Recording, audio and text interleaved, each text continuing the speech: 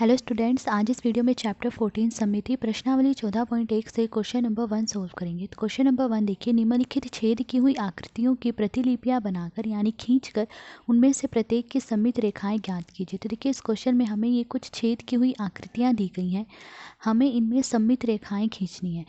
तो देखिए सबसे पहले हम समझेंगे कि सममिति की रेखा क्या होती है। तो देखिए सममिति की रेखा क्या होती है। ऐसी रेखा जो किसी आकृति को दो बराबर भागों में बांटे सममिति की रेखा कहलाती है। तो वो रेखा जो किसी आकृति को दो बराबर भागों में बांटे सममिति की रेखा कहलाती है। तो देखिए जैसे कि यहाँ पर एक आयत की आकृति दी गई है। अब देखिए अगर मैं इस आकृति में ठीक बीच में ऐसे एक रेखा खींच दूँ,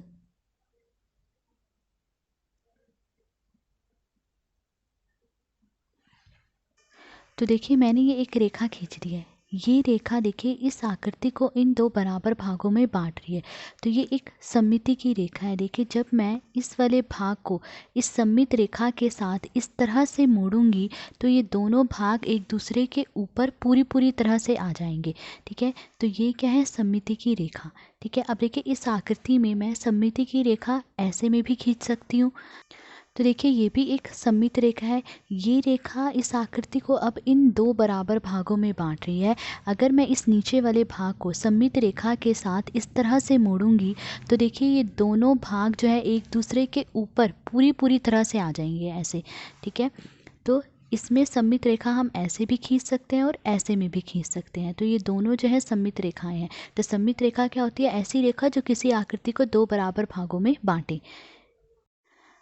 तो अब देखिए अब हमें इन छेद की हुई आकृतियों में सममित रेखाएं खींचनी है। तो ए पार्ट में देखिए ये आकृति दी गई है, इसमें सममित रेखा खींचनी है।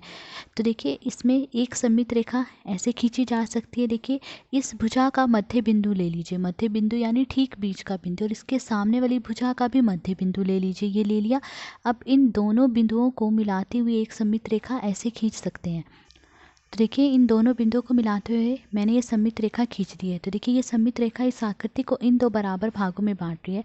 अगर मैं इस वाले भाग को सममित रेखा के साथ इस तरह से मोड़ूंगी तो ये दोनों भाग एक दूसरे के ऊपर पूरी तरह से आ जाएंगे, और ये वाला छेद भी जो है इस दूसरे छेद के ऊपर पूरी तरह से आ जाएगा। ठीक है, अब देखिए इसमें एक और सममित रेखा खींची जा सकती है ऐसे में। ठीक है, तो देखिए ये दूसरी सममित रेखा हमने खींच दी। अब ये सममित रेखा देखिए इस आकृति को इन दो बराबर भागों में बांट रही है।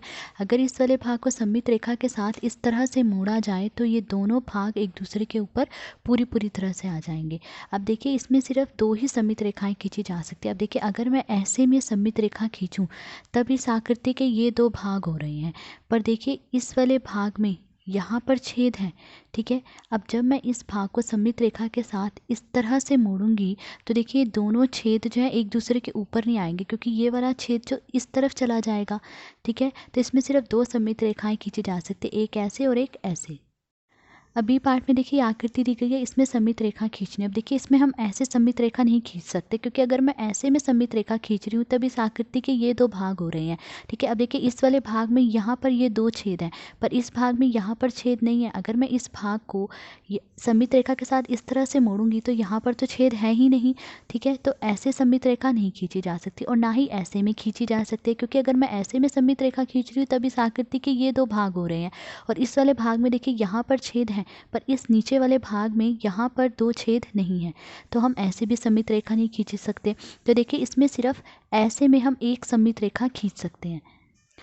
तो देखिए ऐसे में सममित रेखा हमने खींच दी। अब इस आकृति के ये दो बराबर भाग हो रहे हैं। अगर मैं इस वाले भाग को सममित रेखा के साथ इस तरह से मोड़ूंगी तो ये दोनों भाग एक दूसरे के ऊपर पूरी तरह से आ जाएंगे, और ये वाला छेद भी इस छेद के ऊपर पूरी तरह से आ जाएगा। देखिए इसमें ऐसे में सममित रेखा नहीं खींच सकते। अगर मैं ऐसे में खींचूंगी तब इस आकृति के ये दो भाग होंगे, और इस वाले भाग में यहाँ पर दो छेद हैं पर इस वाले भाग में यहाँ पर छेद नहीं है, तो इसमें सिर्फ एक सममित रेखा खींच सकते हैं। अब सी पार्ट में देखिए ये आकृति दी गई है, इसमें सममित रेखा खींचनी है। तो देखिए इसमें हम ऐसे सममित रेखा नहीं खींच सकते, क्योंकि अगर मैं ऐसे में सममित रेखा खींचूँ तब इस आकृति के ये दो भाग हो रहे हैं। अब अगर मैं इस वाले भाग को सममित रेखा के साथ इस तरह से मोड़ूंगी तो देखिए यहाँ पर तो दो छेद हैं इस वाले भाग में, पर इस वाले भाग में यहाँ पर दो छेद नहीं है, तो इसमें हम ऐसे सममित रेखा नहीं खींच सकते, पर हम इसमें ऐसे में सममित रेखा खींच सकते हैं। तो देखिए ठीक बीच में मैंने ये सममित रेखा खींच दी है। तो अब देखिए ये सममित रेखा इस आकृति को इन दो बराबर भागों में बांट रही है। अगर मैं इस नीचे वाले भाग को सममित रेखा के साथ इस तरह से मोड़ूंगी तो ये दोनों भाग जो एक दूसरे के ऊपर पूरी तरह से आ जाएंगे और ये छेद जो है इस छेद के ऊपर पूरी तरह से आ जाएगा। तो इसमें देखिए एक सममित रेखा खींची जा सकती है सिर्फ। अब डी पार्ट में देखिए ये आकृति दी गई है। अब इसमें देखिए हम ऐसे सममित रेखा नहीं खींच सकते, क्योंकि अगर मैं ऐसे में सममित रेखा खींचूंगी तब इस आकृति के ये दो भाग हो रहे हैं। अब देखिए इस वाले भाग में इन दो छेदों के बीच कम गैप है और यहाँ इन दो छेदों के बीच ज़्यादा गैप है। तो देखिए ऐसे में मैं सममित रेखा नहीं खींच सकती, क्योंकि जब मैं इस वाले भाग को सममित रेखा के साथ इस तरह से मोड़ूंगी तो ये छेद जो है एक दूसरे के ऊपर पूरी तरह से नहीं आएंगे। ठीक है, अब इसमें देखिए हम सिर्फ ऐसे में ये एक सममित रेखा खींच सकते हैं।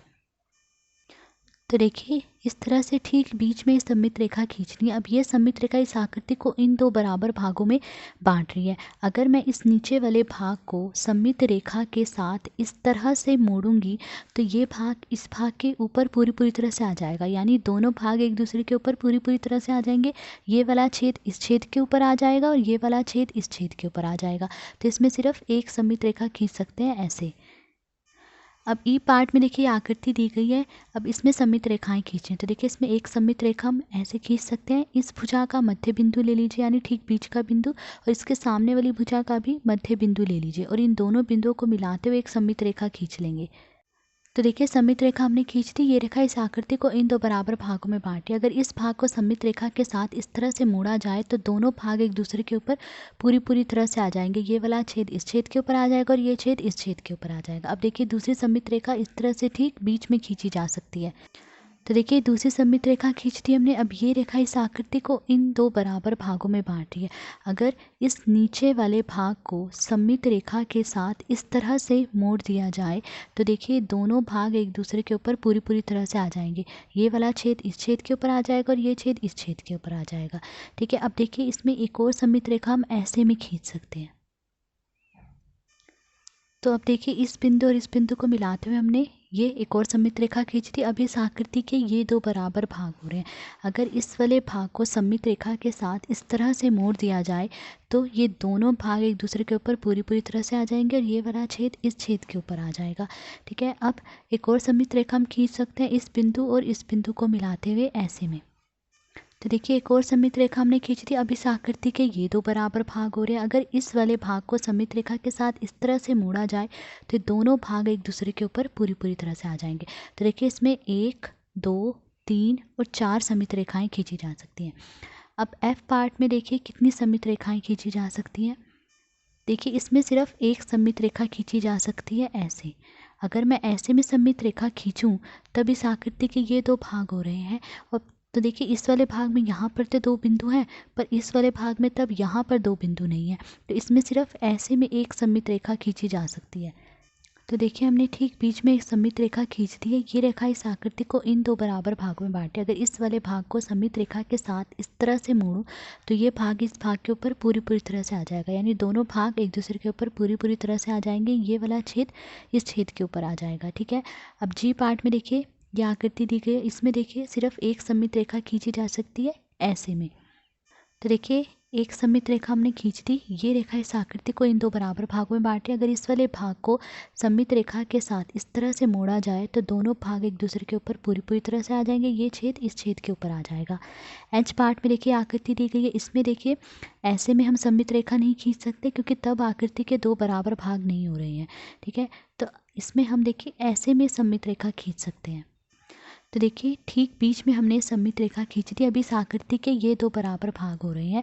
अगर इस वाले भाग को सममित रेखा के साथ इस तरह से मोड़ दिया जाए तो ये दोनों भाग एक दूसरे के ऊपर पूरी तरह से आ जाएंगे। ये दोनों छेद भी एक दूसरे के ऊपर आ जाएंगे।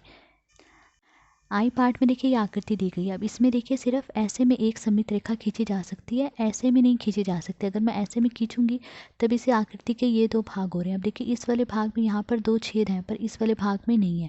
तो इसमें सिर्फ हम एक सममित रेखा ठीक बीच में ऐसे खींच सकते हैं।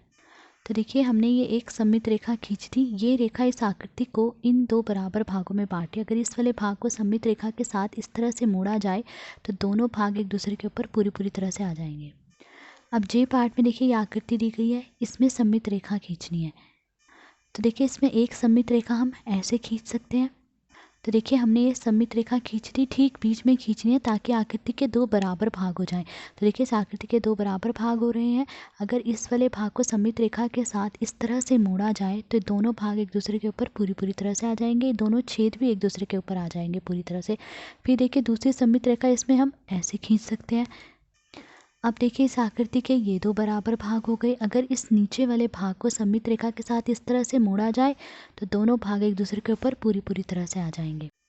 अब के पार्ट में देखिए ये आकृति दी गई है, इसमें सममित रेखा खींचनी है। तो देखिए इसमें एक सममित रेखा तो ठीक बीच में ऐसे खींची जा सकती। तो देखिए हमने ये सममित रेखा खींच ली। अब इस आकृति के ये दो बराबर भाग हो गए हैं। अगर इस भाग को सममित रेखा के साथ इस तरह से मोड़ा जाए तो दोनों भाग एक दूसरे के ऊपर पूरी तरह से आ जाएंगे। ठीक है, अब देखिए इसमें एक सममित रेखा हम ऐसे खींच सकते हैं। तो देखिए दूसरी सममित रेखा ऐसे खींची जा सकती है। अब इस आकृति के ये दो बराबर भाग हो गए हैं। ठीक है, तो इसमें देखिए सिर्फ एक दो सममित रेखाएं खींची हैं हमने अभी। अब देखिए इसमें एक सममित रेखा ऐसे में खींची जा सकती है, ठीक बीच में खींचनी है।